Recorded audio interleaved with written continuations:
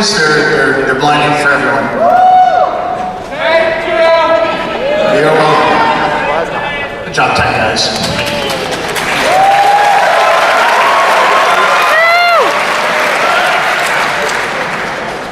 Blair, if you would kick it. Oh yeah.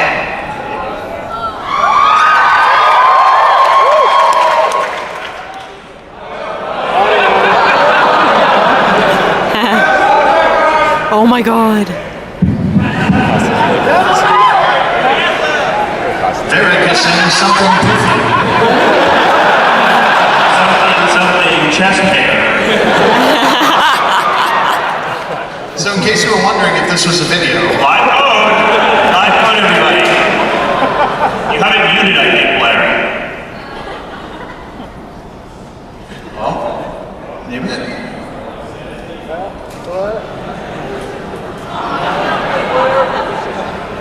Yeah, we should probably defrag our hard drive.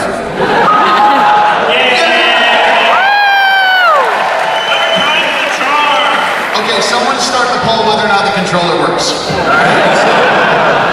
Is it lit up? Lights again. Lights again. On the house?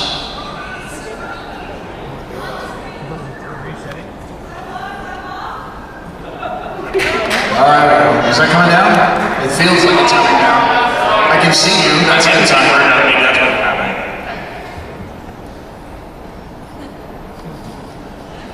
Alright, let's take this one again from the top. Okay, dokie.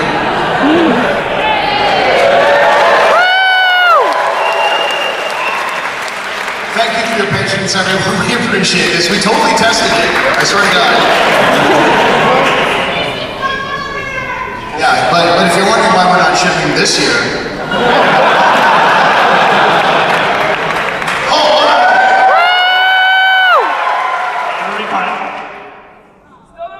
I hope you're prepared, First Enchanter. The Inquisitor has brought us a long way through the circle. Rest assured, dears, I'm never truly out of my element. Outflexed by the ladies again. Trustwood isn't far. Let's be good neighbors and deal with their outlaw problem. Now before we start moving, let's take a quick look around. This is Crestwood. This area is bigger than any area that we've ever made. Bigger than all of Dragon Age 2 put together. It would actually take you 15 minutes to run across in a straight line, if that was even possible to circle a mountain in the way. And actually, this is far from the biggest area in Dragon Age Inquisition. Mike, why don't you start walking us through? Sure, so Crestwood is part of Ferelden. Its Nation Origins was set in, you're kind of coming home, but it's one that wasn't too heavily touched by the Blight. But more importantly, it's a place we've already been. We're a fair ways into the game here, and at this point, the Inquisition already has a presence in this region. The Inquisitor's troops are here, our men are in place, and in response to that, we've received a counterattack. The enemies are coming, they're trying to take the keep that we hold and that we use to maintain our presence. This is bad news, but the Inquisitor comes to this kind of thing because as Inquisitor, you're an inspiration as much as you are a leader. And being there on the front lines is absolutely important to maintain the morale and to maintain the position that you hold. As we come down to the water, you can see the warboats coming in. We're in the middle of essentially a live event that's occurring, and also a coruscation of green energy. I love the word coruscation. What that is a side effect of that massive hole in the veil we talked about, the tear. These rifts are opening up throughout the world. Demons are pouring out, undead are coming back, magic is going crazy, and each and every one of them represents a real threat to the stability and safety of everyone that's nearby. This one, in particular, is troublesome because it's underwater. It's very hard for us to reach, but long term, the Inquisition would try to find a way to reach it and seal it, if at all possible. But we'll leave that for the main game. We've got a fight coming up because obviously we're under attack, and one thing I want to make very clear, Inquisition does not automatically level its enemies to match yours. Come to it? Yeah. You know what that means. Let's do some fighting.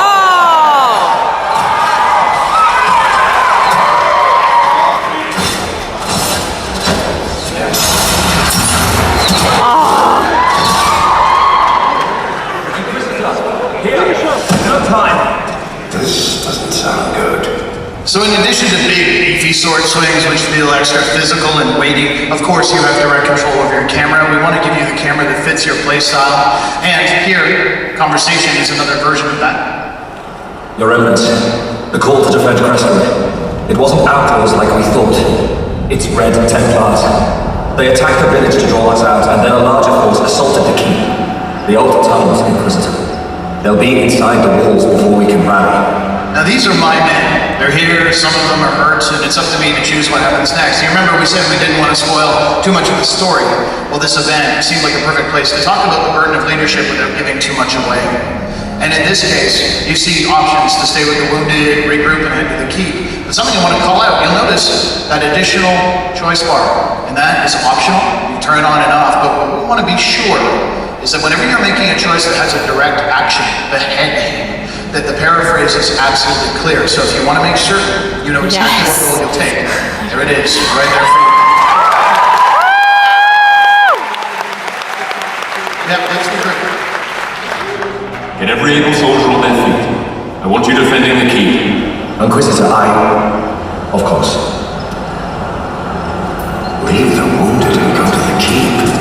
What about Crestwood? Crestwood needs the Inquisition strong. Now without consequence, choices relatively meaningless, and we put a big emphasis on consequence. They range from the big to the little. Obviously here, our men are going to go to the keep. That's going to affect our gameplay, but also you heard Varric is upset. And relationships with your companions, how they feel about you, how they feel about the decisions you're making, remain a huge focus for the Dragon Age franchise and for Dragon Age Inquisition.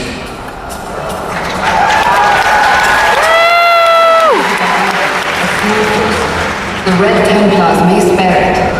We sent their home to the keep. Come on, Inquisitor. Let's get over there. Now, in Dragon Age Inquisition, actions speak louder than words. We can head down there and try to protect Crestwood Village, even though we sent our men to the keep. You make that decision, the world reacts to the decision you make, and then you have to react to the world as it now stands. But we're going to maintain consistency, we're going to keep our going to the keep. In order to avoid any more troops at this point, we're actually going to leave the road. Now in Inquisition, a big thing we're trying to focus on as well is making sure that we move to an understanding of how you interact with the world. It should go a little deeper than press A to do X. That's fine for doors, it's fine for simple interactions, but sometimes we want to test whether or not you've come prepared, whether or not you can seize an opportunity, whether that's a dark cave you need a light to go in, or as we see here, these warboats are pulled up, and the Red Templars that control them are our long-term enemies, so we can actually burn them to cut off the retreat and weaken them further.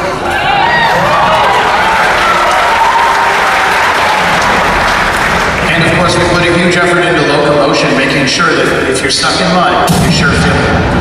Now here, we're using antivic fire. It's a potion you keep equipped on your belt. You only have a limited number, but you can use it to burn the boats rather than press A to burn them. And if you had a fireball with your mage, you could achieve the exact same effect. Coming ready is a big part of exploring the world that we're creating. So we make our way through here as well. You'll notice we're in, like I said, in the middle of a live event. You can see the time ticking down. This keep strength is falling. This gives us a definite imperative. And something I want to make absolutely clear. We could pull a red cliff. We could turn around, head on out, and literally everything would fall. We are really the tipping point as these characters. But it is a valid gameplay option, but not without consequences. We'll see later.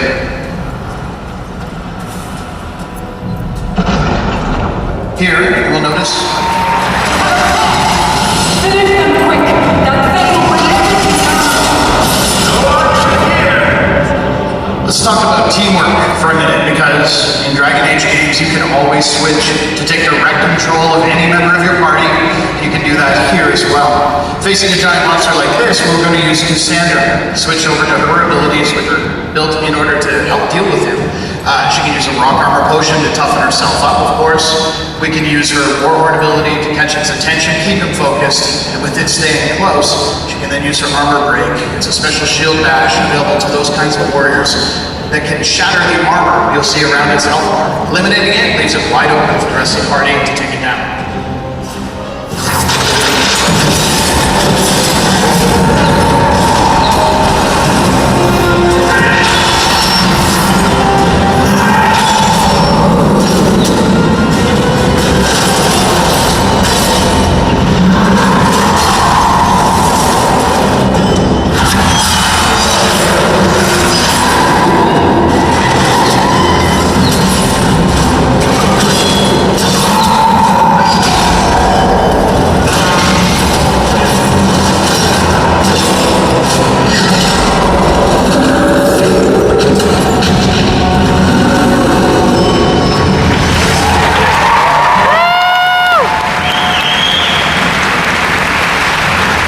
There's some really important things to note in the aftermath of a fight. First thing is, your health does not automatically recover. Once you've received your wounds, they stick around for quite some time until you return back to your home base or rest at a camp. This means that you need to be careful with how you're healing. With potions, you only have a limited number. You won't be able to carry stacks of thousands of lesser healing potions anymore. Sorry. Because we're aiming for a more realistic feel. And there's actually an ultimate goal to this. With limited healing, limited health, and no automatic recovery, we're asking you to think about the adventure, not just a single encounter. I don't want you to feel comfortable when you see 3 wolves. I want you instead to consider whether they're worth avoiding, whether they're worth engaging, or whether they're something you want to tackle in order to get their hides for the XP.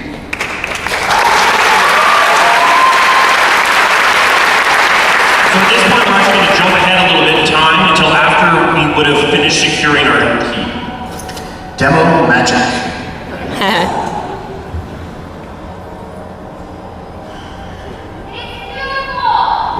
Thank you. So are you.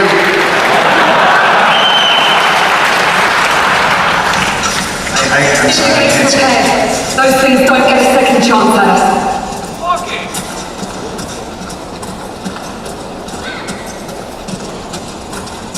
So if you recall, there was some trebuchets firing at the keep earlier. Let's head over that way and make sure We had time to behind them, thanks to the soldiers you sent back.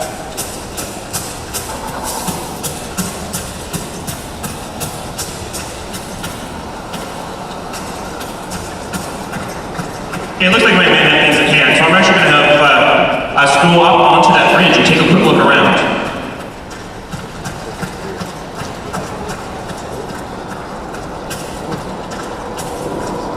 Now, as you can see, we're just scratching the surface of this area here today.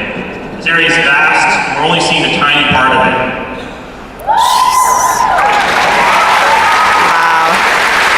Let's head over to Crescent Village to assess the damage that's occurred.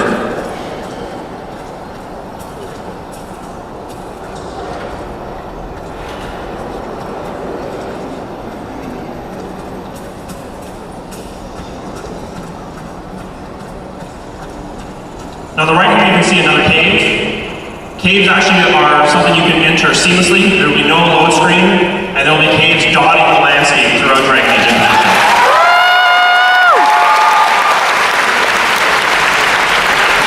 In Dragon Age, we want decisions have consequence in the world and to your game. Decisions in Dragon Age Inquisition are tough, and they have hard-hitting consequences. In many cases, the decisions you make will have lasting implications. Content will be unlocked, you'll get access to things you would not otherwise get. There's nothing to be gained by going there now. Come on, Seeker. Don't you want to see our handiwork? In some cases, doors will be closed forever.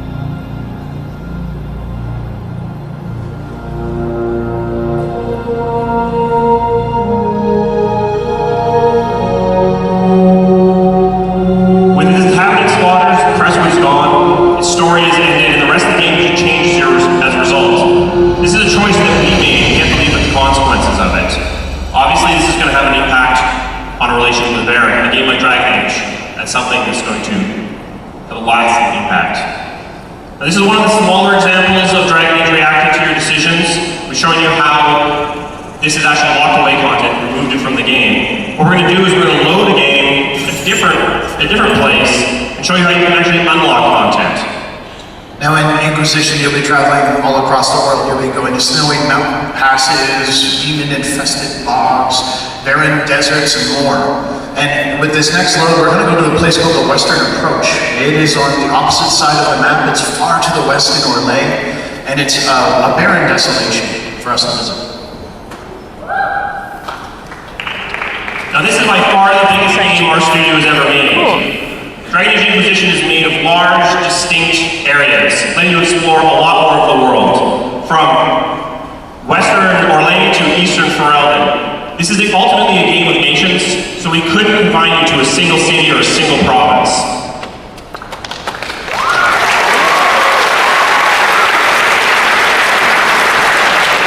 All the regions you visit have a significance to the Inquisition. There's a reason for you to go there, and a reason that draws you in the first place. But once you get there, each region is huge and expansive, allowing you countless opportunities for exploration and discovery. You know, the obvious question is, well, what do you do there? And that's the thing, the Western approach, while large, is full of secrets. It's a place that was once held by the Dementor Empire. More recently, the Grey Wardens built a line of fortresses and watchtowers along the Abyssal Rift to defend against the Darkspawn during the Second Blight. And in the timeline for Inquisition, the cult, directly opposed to our goals, has moved into this area to try and uncover the secrets long buried in the sands. Most importantly, the Inquisition is no real stronghold here. We don't have a presence in the way we would. So, as this leads us to explore, the thing to note is that there's all kinds of opportunities. Every landmark you see as we look around, those are all places you can go, things you can explore and visit. And we want to get that sense of real exploration. No quests holding your hand. It's a cave system you can see sort of the start of down there. You may not ever be told to go there. And we want to get back to the idea of true discovery. That's that terrible. you and your friend have gone through this area and potentially found stuff that neither of you ever saw in the other game. That's our ultimate.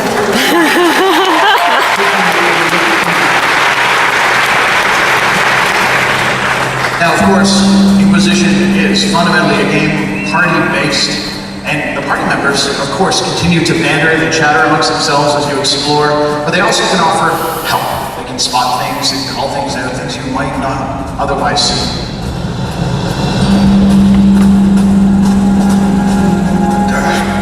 What's there on the cliff face? Something very, very safe in the environment. Now, this gives us a long-term goal. How do we reach that cave? Or, you know.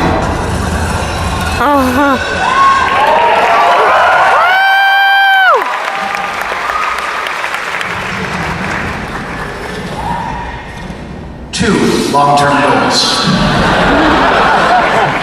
The whole valley there is filled with the noxious gas, almost impossible for us to get in. And of course, we now realize there's a dragon in the area.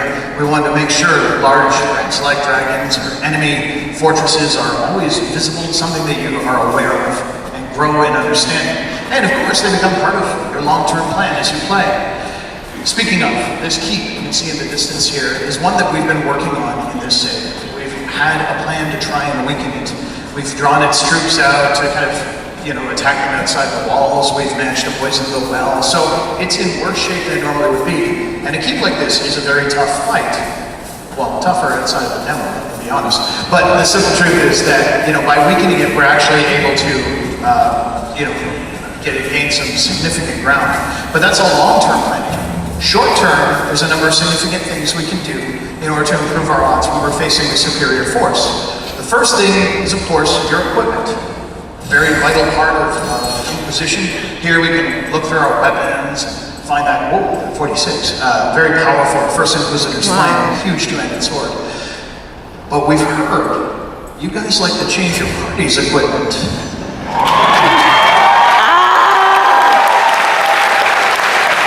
And you may notice they're all wearing different armors than they were in Crestwood, because you can absolutely do that. You can change the weapons within their class as well.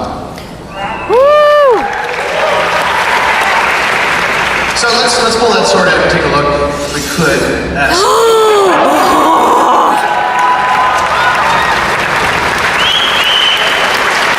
Inquisition features our deepest crafting system today. You will be able to forge your own weapons and your own armor and give them the silliest names. Whatever.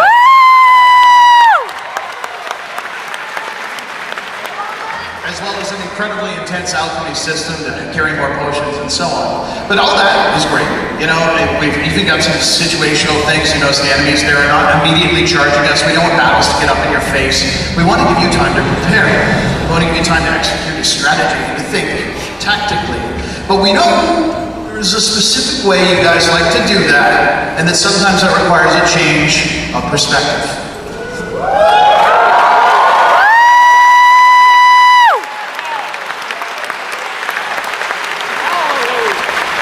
Tactical View isn't just back, it's back for every platform. It has never been on. And with it, of course, you can, in pause time, you can issue orders, tell your characters to move to different points, set their targets, tell them to use abilities, leave ice traps.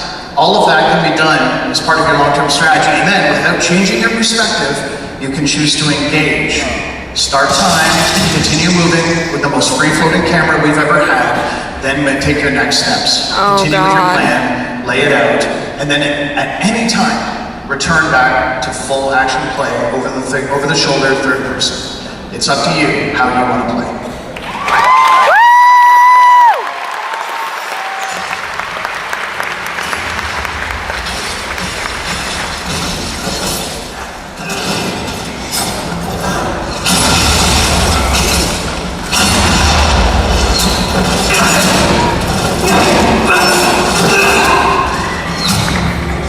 It would have been nice to do that with Garrus.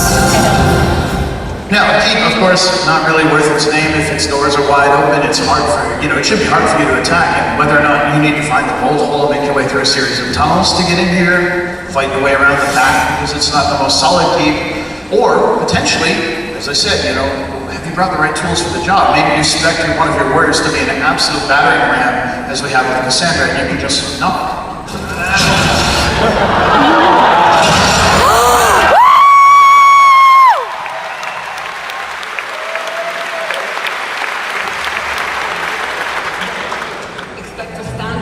Of ranged enemies on the walls and expendables girding them. My dear, we render them all expendable. Woo! Now, interacting with your environment is a huge part of Inquisition. It should be not just something when you're exploring, but also as part of your battle plans. And as we can see here, we've got a line of soldiers there, but archers up on that bridge. They would be absolutely difficult to reach. We'd have to climb ladders or make our way around to the walls. But we notice our bridge is a little bit rickety, giving us a huge opportunity to freeze these guys in place. So Oh my god, oh my god, oh my god. Support.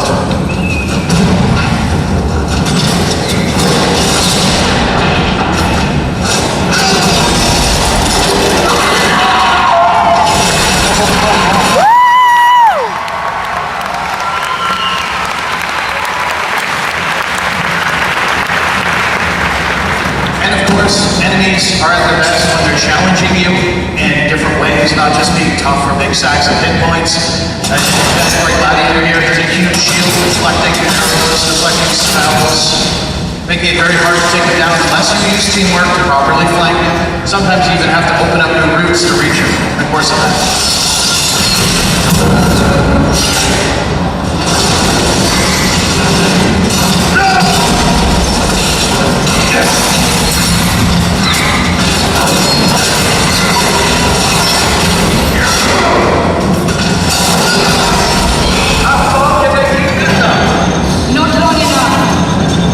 Now, a gladiator like that would normally not be fighting alone, but we want to be able to demonstrate that if it's a flank. Let's take a look at fighting an enemy team that works together a little more intelligently. I'm ready to stop! Light is nothing!